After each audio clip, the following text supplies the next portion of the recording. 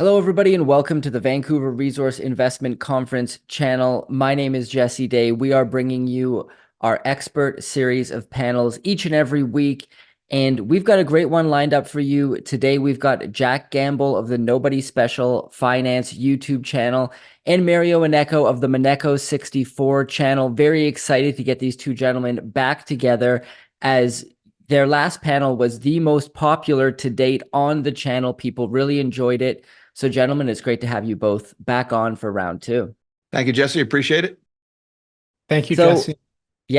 it's going to be a ton of fun, and I can't wait to hear what you guys have to say about the topics I'm going to be discussing today. I want to start with the broad market because the S&P 500 and the NASDAQ continue to grind to new all-time highs with a few blips along the way here and there.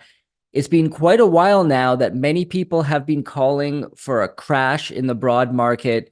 Depending on who you talk to, it can be as much as 90% if you speak with somebody like Harry Dent, to a 20 to 30% for somebody on the more conservative side of things. I wonder what your thoughts are on the state of where the markets are at present. Is this a bubble, or is this the new era of AI innovation and a bull market with legs? And Jack, I'll start with you. In my opinion, to call this a bubble would not be fair to bubbles. All right, this is over and above a bubble. There's a famous quote from the dot-com bubble from the CEO of Sun Microsystems, the former CEO, called "What Were You Thinking?" It's a pretty long quote. I won't get it exactly right, but at the time, this was shortly after Sun Microsystems had crashed, and they were trading at 10 times sales at the peak. And Scott McNealy had a famous quote, and he said, "Let's just assume for a second that I could get past my board of directors to pay 100% of revenue in the form of dividends to my shareholders. And then let's assume I had no bills, no rent, no electric, no payroll, no taxes, no nothing, that every dollar the company took in, I could pay out in dividends to my shareholders. It would still take 10 years at 10 times sales for those shareholders to break even on what they were paying for my stock." And then he says, this is a very profound quote, a CEO saying to his own shareholders, "What were you thinking when you paid 10 times sales for my company?" Right? That was Sun Microsystems at 10 times sales. Right now, NVIDIA is trading at 37 times sales. All right. So if 10 times sales is what were you thinking, then I don't know what you call NVIDIA at 37 times sales. And look, I get a lot of criticism because I've been very adamant about the AI mania, really going all the way back to August of last year. And of course, the mania has continued. It has further inflated. NVIDIA shares are now pushing almost $1,000. Their numbers that they have reported quarter after quarter have been phenomenal. But if you peel back and you look beyond what just the headline numbers are, you can see a lot of very similar overlaps with the dot-com bubble. In particular, what I've been drawing attention to on my channel is a phenomenon called round tripping, where NVIDIA makes strategic investments in their own customers. They very famously $2.3 billion to CoreWeave back in the, I believe it was third quarter of last year, second quarter of last year. CoreWeave borrowed $2.3 billion, a line of credit. They took investments from Magnetar Capital, from NVIDIA themselves. All of this money that NVIDIA invests in their customers turn around and hand that right back to NVIDIA to buy their chips. Now, that's not illegal. Vendor financing, if you want to call it, or strategic investments in your customers isn't against the law. But when you do it to such an extent, it becomes misleading to your shareholders. And it starts to question, how valid is this growth? And NVIDIA is not being valued based on sales. NVIDIA is being valued based on its growth or its rate of change of sales. So they have an incentive to pull forward as much demand as they can in order to make that growth seem bigger so that they can get these bigger and bigger valuations. And in the last quarter, fourth quarter of last year, NVIDIA made 11 investments or strategic investments in 11 of their customers. And all of that money is coming right back in the form of revenue. And it looks like organic revenue growth, but it's not real. It's just NVIDIA's own cash moving in circles. And, I've been trying to draw attention to this. It's screaming into an angry crowd because everybody's making money on this stock, everybody in the world. None of the analysts that cover it would dare say anything bad about it. Out of 38 analysts who cover NVIDIA, 36 have a buy, 2 have a hold. One sell at 37 times sales because they're all afraid of being the only one. That's groupthink. That's a psychological phenomenon where people self-censor and stop telling the truth because they're afraid of being the only one, i.e., the emperor has no clothes. Every fund manager on Wall Street is piling into Nvidia stock because they're afraid of being the only fund that isn't. So nobody's buying the company, everybody's buying the story. And the story is based on, I don't want to say a lie, but at the very least, dishonest accounting. And I would add that, a lot of people say, no way could a fraud ever get this big. Nvidia's too big. Nvidia has a documented history of accounting fraud, going all the way back to 2000 when their CFO settled with the SEC while admitting no wrongdoing, of course, that they artificially inflated their earnings by 15% in one of the quarters of 2000 by cutting two separate deals with their suppliers in order to inflate their revenues in one quarter while suppressing the cost of goods sold. It was dishonest accounting, and Nvidia stock crashed 50% after that happened. Jensen Huang was CEO of the company when that happened. And so either Jensen Huang did not know that his CFO had artificially inflated earnings by 15%, which I doubt it. How could a guy like Jensen Huang not know that?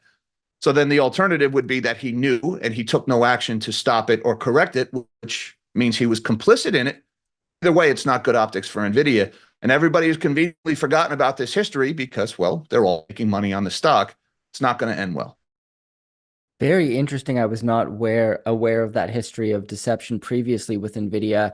And yeah, I think all of what you say makes a lot of sense. This just seems like such a classic case of mania. Mario, what are your thoughts on the current action of the broad market? Do you think there's a correction on the horizon? I agree with what Jack said, most of it. The other point I would add, because I'm more of a macro thinker, even though I was reading yesterday, I dusted off Security Analysis by Benjamin Graham, and he said some really interesting things about the 1920s that they had a bubble too, and it was a mania. And he was writing that in 1934. And that always happens when you have loose money, loose monetary policy. And I think that's what people are forgetting. Um, and last week was really important as well because Jay Powell said he was going to slow down QT. And we saw the Swiss National Bank cutting rates. We're seeing the Bank of England saying that they're going to cut soon, even though they're not at their target 2% CPI. So I think in a world where the currency by which all these securities, stocks are, or even bonds are priced in, the currencies are going down in value at a rate of knots. Yeah, is it really surprising? It's not surprising to me to see the stock market going up. Whether it will correct, it could, but what if the Fed starts cutting rates at its next meeting? What if they stop QT? They could very well stop QT. I think people were surprised that they announced, Jay Powell announced last week that he was going to slow it down. So I see it more as, yeah, as the currency lose value. And Jack had spoken about Nvidia, but one thing I would say, I think this market, the stock market, even though everything seems to be an all-time high, there's a lot of companies out there. I think if you do your research that are very undervalued, not just in the mining sector, but others as well. So this is like a stock picker's market. But if we do have a correction, I think all stocks will suffer. Yeah, so that's how I see it. Back during the collapse of the Venezuelan bolivar, the Caracas Stock Exchange is doing well. Back during the 1920s, German stocks were doing well. But I think what's going to happen is that the currencies are going to drop faster than stocks are going up, and that's why I hold on to my gold and silver. Yes, that is a very important point to note that countries who've undergone hyperinflation have had the stock markets perform extremely well at that point.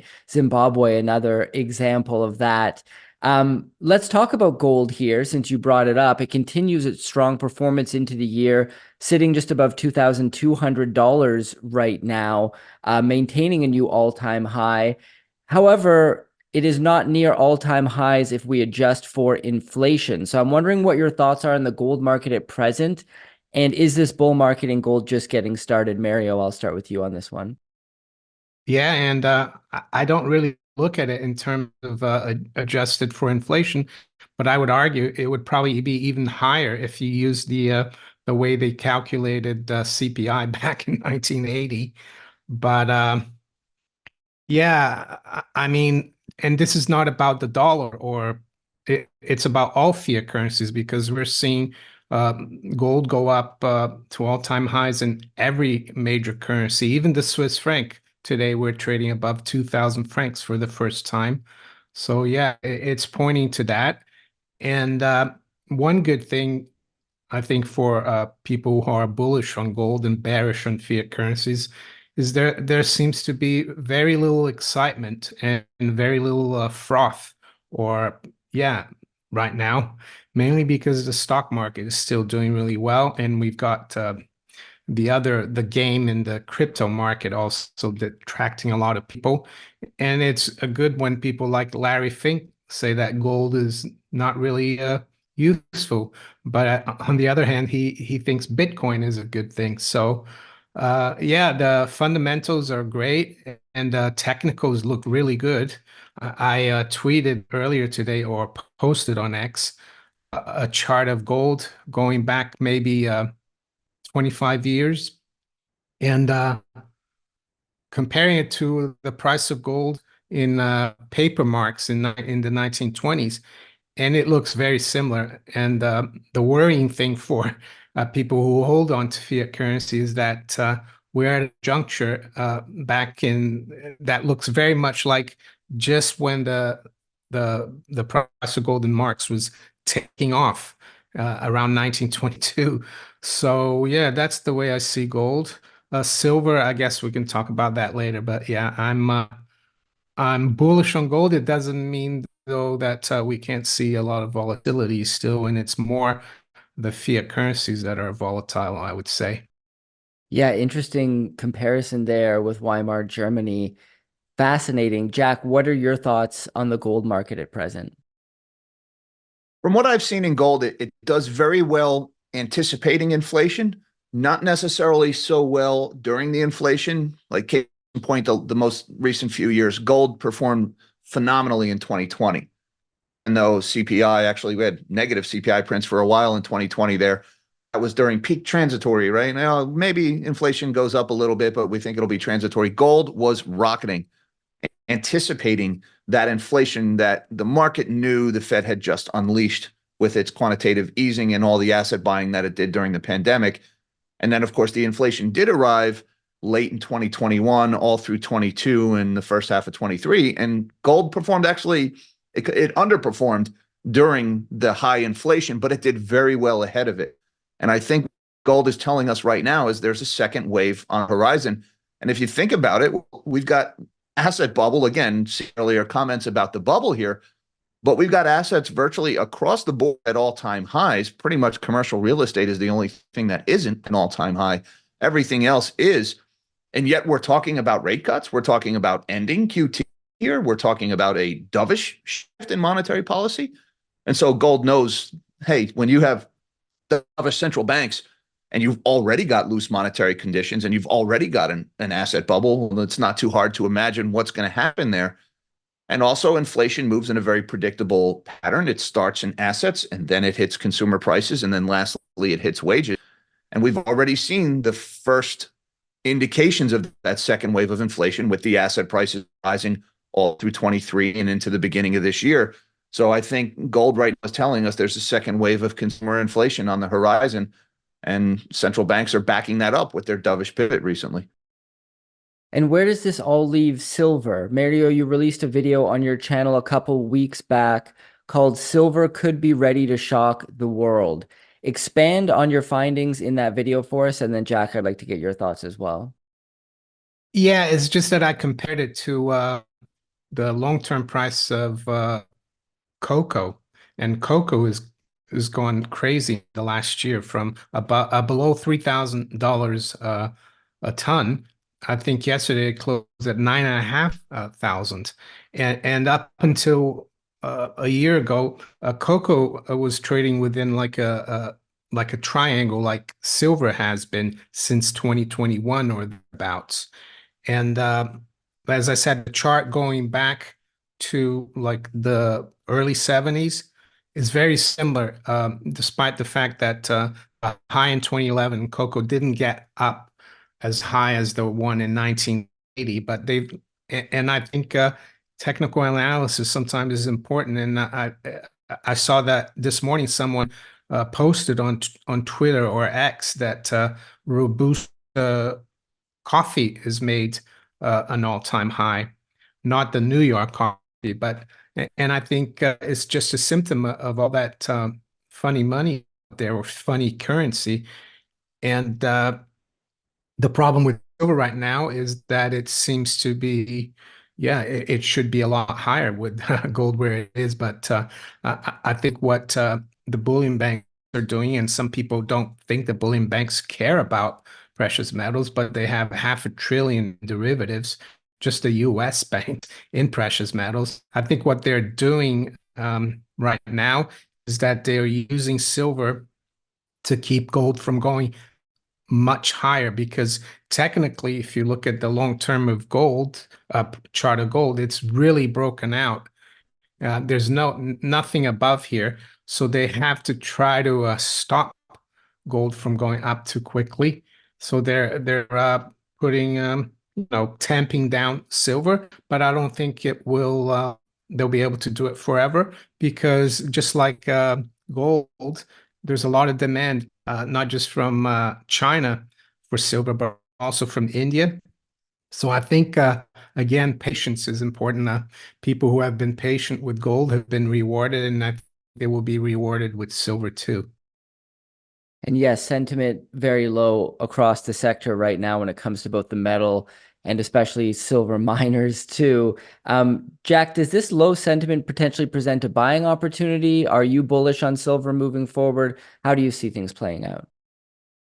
So I am bullish on silver overall in general. Silver, arguably the most undervalued asset in the world, with the asterisk, every asset in the world is overvalued. So, you got to view it through that lens. Silver is somewhat unique in that it is 50-50 a monetary metal versus an industrial metal. And, here we sit with gold at all-time highs, and yet silver is only about half of its all-time high. I mean, it is up over the last few months, but it's up modestly while gold has been rocketing. I think silver has something of an industrial problem right now. A lot of the manufacturing PMIs have been pretty lousy for the better part of a year and a half now. The global trade is slowing. Global economies and production in China is slowing. We've got things like the EV bubble. I heard a lot of silver advocates were talking a lot about, all the silver we're going to need for electric cars and for solar panels. Right. And I've took a little bit of heat from the PM community all along, saying, guys, these things are green fantasies. They're never going to happen on any kind of a significant scale to make a dent in fossil fuel consumption. Even right now, as we heavily subsidize electric vehicle manufacturing in this country through the Inflation Reduction Act and a lot of the subsidies that are going on there, EV companies are reducing their prices. They're reducing their production numbers. So I think there was a little bit of hyperbolic rhetoric in the PM community about solar and EVs, and that's kind of taken a bit of a reality check here. But you've got other things like consumer electronics in the United States have been flat for the last 4 years. People just can't afford consumer electronics anymore because the cost of inflation, food, rent, housing, fuel, the things you need are so expensive that the things you want, you can't afford anymore. And so that's starting to hit silver demand on the industrial supply, or on the industrial side, even as the monetary demand is very strong because of currency debasement. And so you've got headwinds and tailwinds acting against each other. I think that is holding back some of silver's potential here. That being said, if we do get a return to easy money, and if we do get a return of low interest rates, and we get stimmies again and they start helicopter money, those electronic sales are going to go up. All that industrial demand is going to come surging back, and silver is going to outperform everything else because it has largely sat out this rally. So overall, I'm bullish silver. I do think, 10 years from now, silver is going to be much, much higher than it is right now. But I think it's the industrial side that's holding it back here. What's up, guys? Quick break. My name is Jay Martin. I'm the CEO of Cambridge House and the host of the Vancouver Resource Investment Conference. I wanted to quickly point your attention to a link right beneath this video where you can subscribe to our new weekly newsletter. If you want to better understand the minds of the best investors in the resource space, subscribe to this newsletter. I author it personally every Sunday, and I love writing it. Hit that link below to subscribe. All right, back to the interview. Yeah, I love taking that long-term approach. And I definitely echo your sentiments when it comes to the green revolution and all the attention that's being placed on silver use and solar panels and EVs. I basically discount that from the thesis whenever I consider silver, but I'm a long-term holder. As you said, 10 years from now, it's going to be worth a lot more.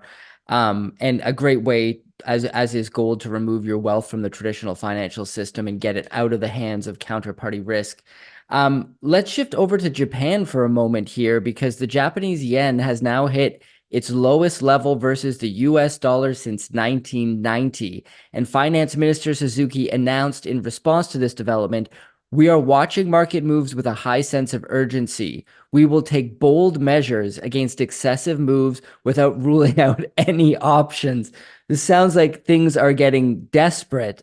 Japan obviously has the largest debt to GDP of any nation on earth. Maybe some of them that don't report it, like North Korea, maybe has higher debt to GDP, but basically of all the developed nations, it's Japan. Is this an isolated case, what they're going through right now?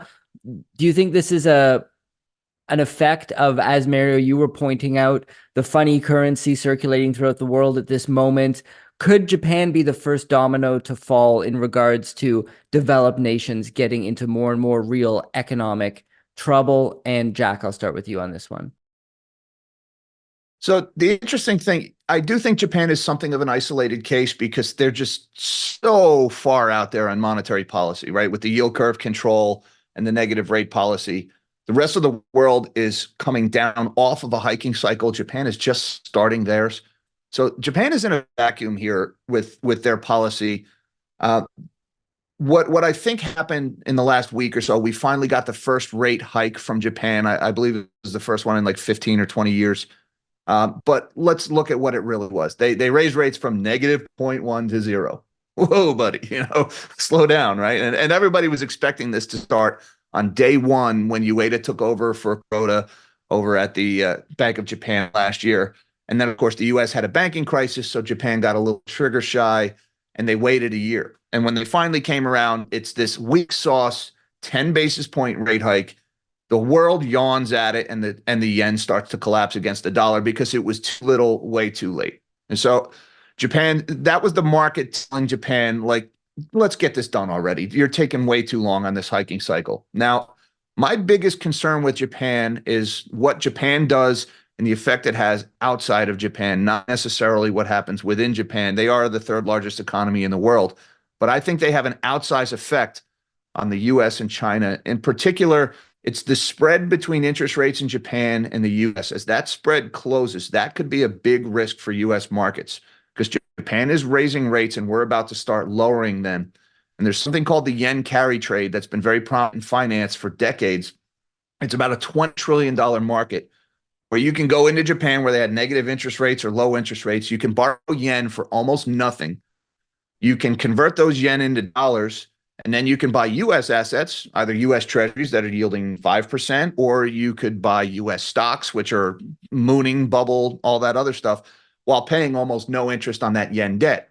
And so you're carrying that debt in yen while buying assets in dollars, the yen carry trade. There's about $20 trillion of that going on.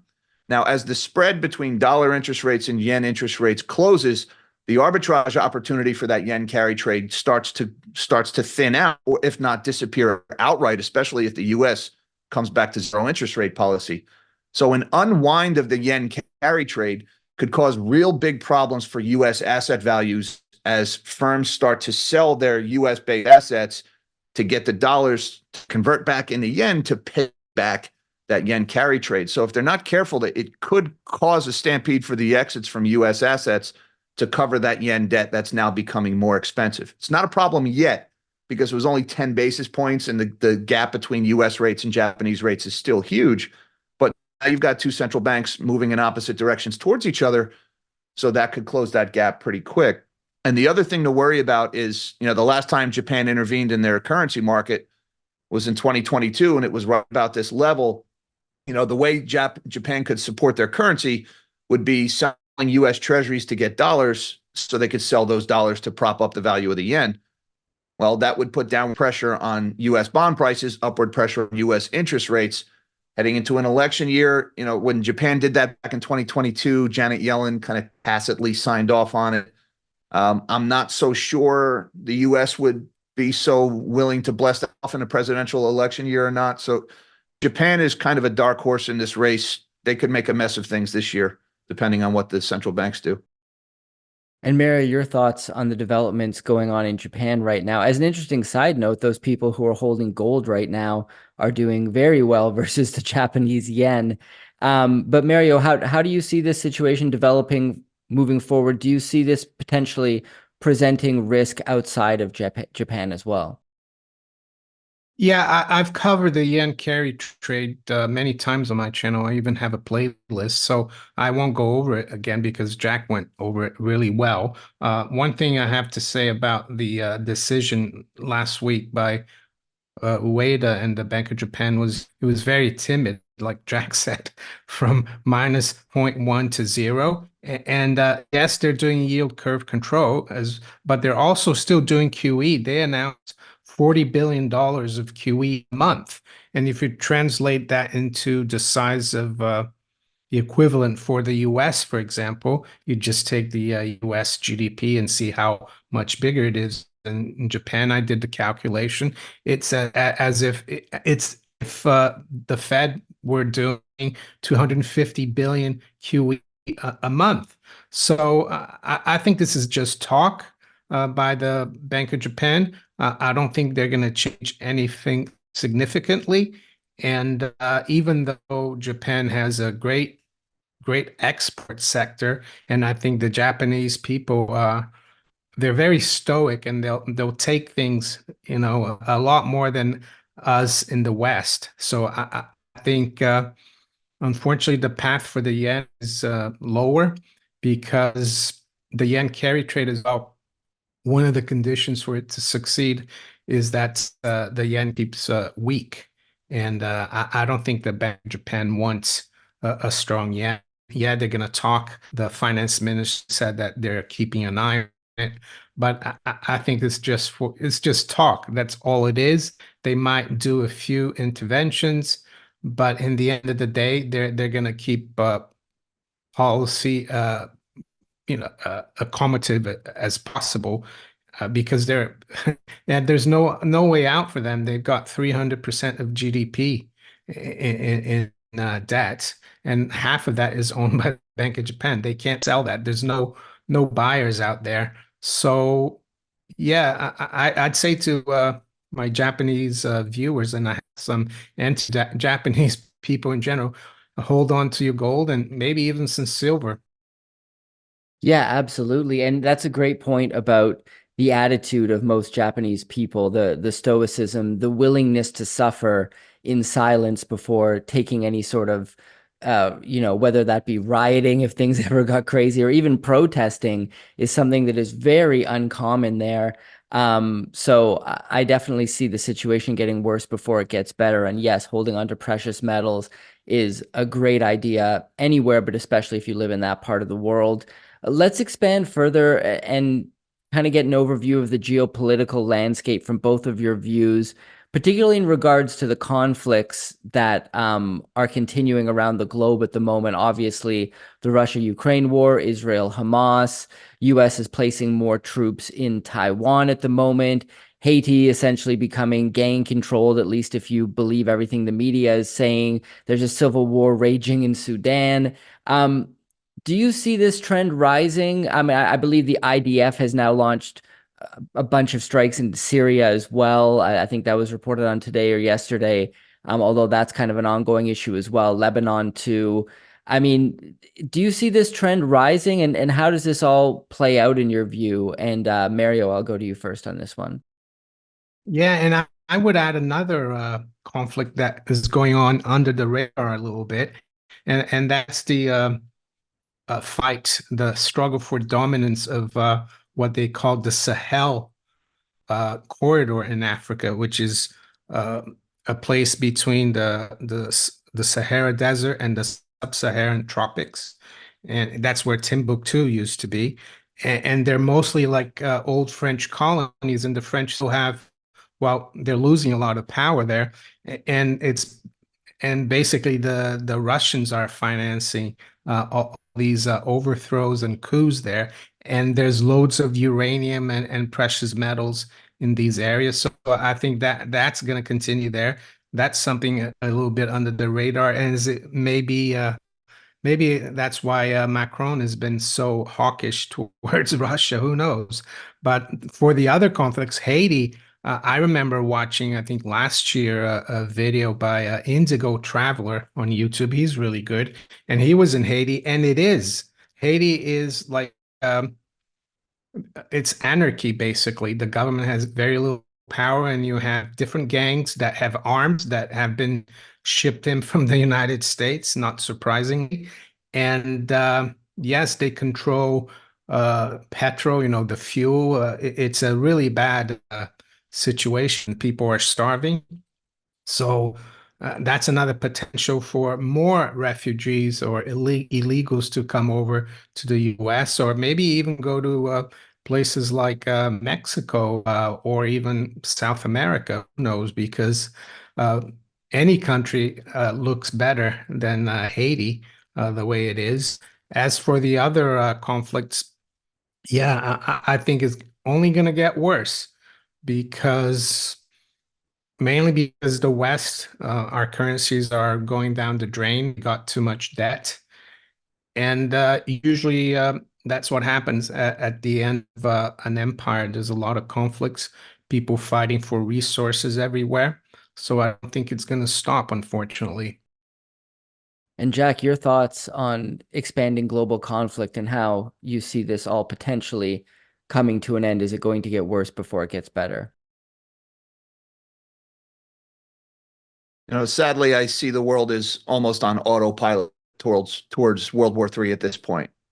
We've got these regional conflicts in Eastern Europe and the Middle East, and you kind of always had some conflict to some extent in the Middle East. This is the biggest European conflict now we've seen since World War II. Obviously, the South China Sea is a big risk as well. It seems like Eastern leaders a third world war, and it seems like Western leaders want a third world war. Unfortunately, I mean, even we were just talking about Japan and their debt to GDP. Well, Japan is ramping up defense spending like we haven't seen since World War II. They're fielding aircraft carriers for the first time now. I mean, I think they're calling them helicopter destroyers, but they're aircraft carriers. They can accommodate US F-35Bs. You've got Japan is putting missile bases in the Senkaku Islands, all gearing towards intervention in a Taiwan conflict. This is Japan, who has been very much a pacifist country since the end of World War II, is now taking a very defensive, aggressive posture here. You could argue whether or not it's Chinese aggression is driving that, and there's back and forth on both sides there. But fact is, you've got a formerly very passive nation is now taking a very aggressive approach here. And we're seeing that across the whole world. And in my opinion, the single biggest risk is the collapse of the Chinese housing market when it comes towards sparking that conflict. And, the story with Taiwan, that's been there for 70 years. That's nothing new. It's not going away anytime soon. But the difference now is number one, China is finally in a position militarily to do something about it, or at least they're getting there. And number three, this economic calamity, we've seen what oppressive governments do when times get tough at home. They start wars to deflect public anger outward. And China is in, I was talking about bubbles earlier with the AI bubble. And again, speaking of the everything bubble, real estate values in China are at just obscene levels of valuation. And now we're watching it collapse in real time. I just saw the story today that Country Garden is withdrawing their guidance, or, who knows what's going on with Country Garden today? That story is just developing. I can tell you that they used the same auditor, Cooper, who previously signed off on Evergrande's books. Whoops, $78 billion fraud and going on over there. And when things get bad at home, dictators start wars. And I'm worried that the Chinese housing collapse and a potential banking crisis could make public anger in China such a problem that the Chinese, not to capture any tactical objective or anything like that, start the war just to maintain control of their own population and deflect that anger outward. So, yeah, I do see it getting worse before it gets better, Jesse. Yes, and in China, protesting carries a great risk with it of potentially losing your life depending on how things go down.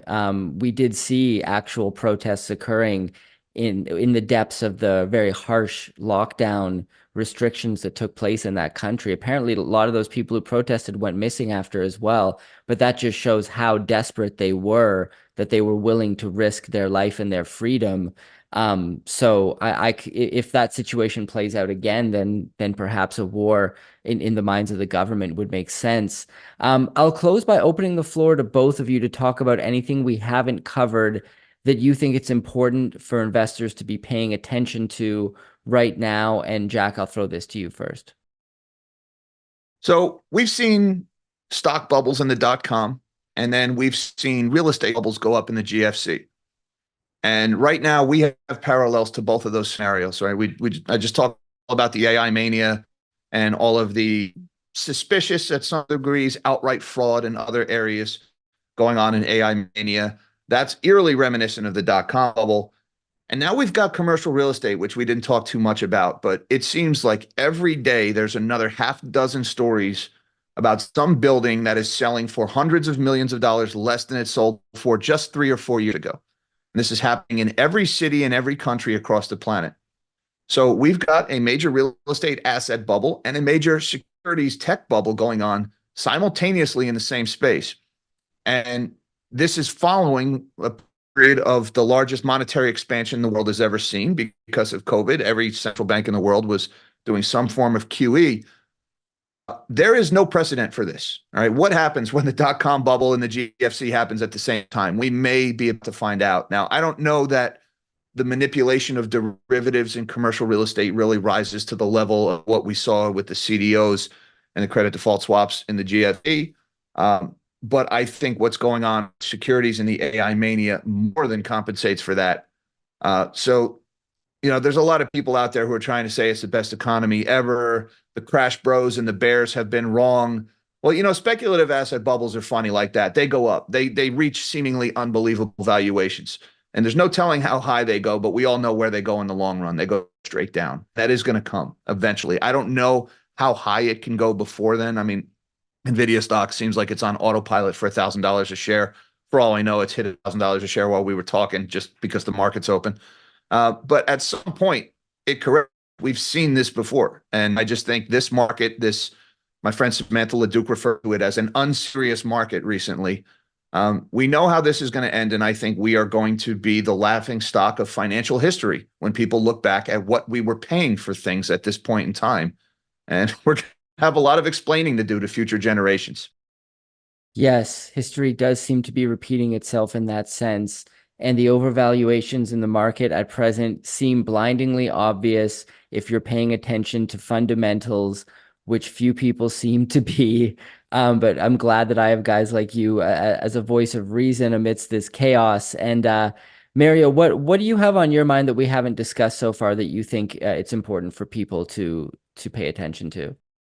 Yeah, I would just add something to what Jack said about the commercial real estate. I think it's really opaque because a lot of it has been financed by private equity. And yesterday, the Bank of England warned that private equity could start the next crisis. But what's on my mind that seems to be maybe a little bit off the radar right now is that Larry Fink seems to be commenting a lot on pensioners or retired people, and the fact that there's not enough savings out there anymore.